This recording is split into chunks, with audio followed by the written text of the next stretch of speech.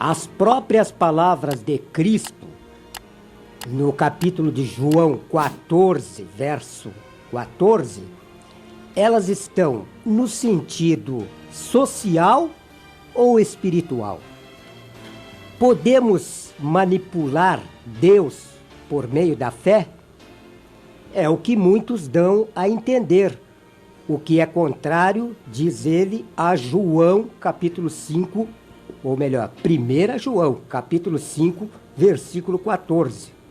Finalizando, qual o sentido real desta passagem citada em Salmo 37, versículo 21?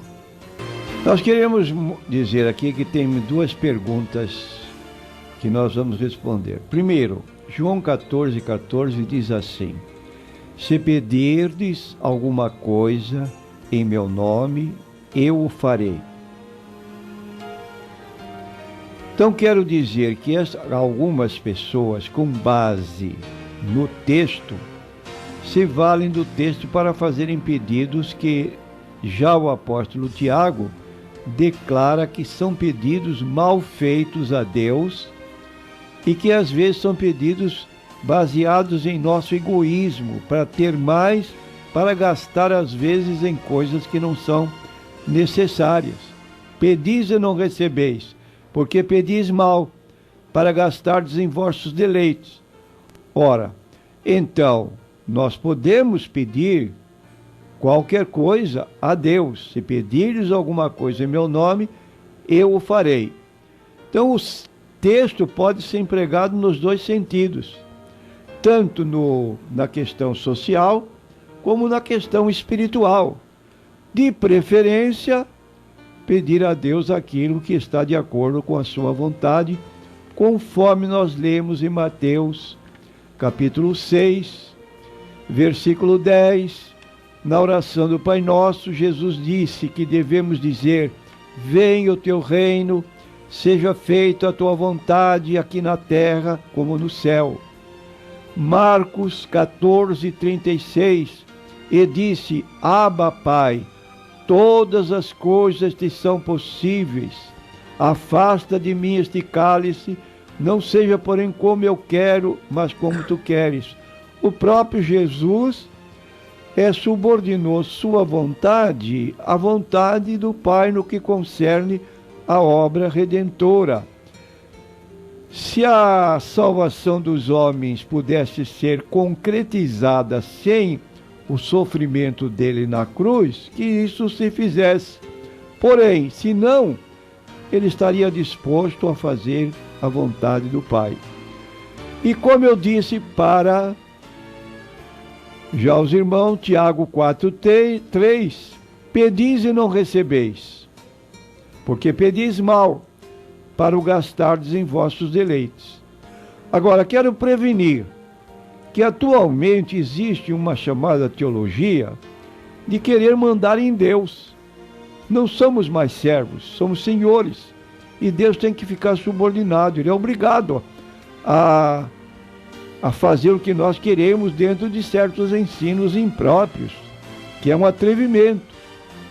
Então, quando Tiago diz, pedis e não pedis mais, não recebeis porque pedis mal, é esse negócio de exigir. Eu exijo de Deus, eu reivindico de Deus, eu determino o que Deus deve fazer.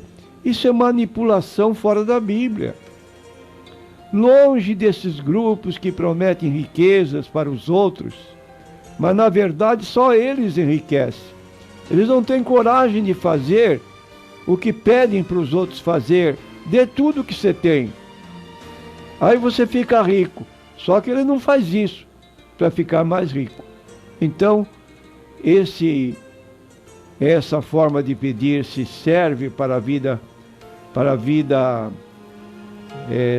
secular ou também a vida espiritual. Nós dizemos que para ambos os casos, dentro de certas situações. E o Salmo 37, versículo 25, não tem relação mais ou menos com esse número de perguntas. Diz o texto assim: eu fui moço e agora sou velho, mas nunca vi o justo desamparado, nem a sua semente a mendigar o pão.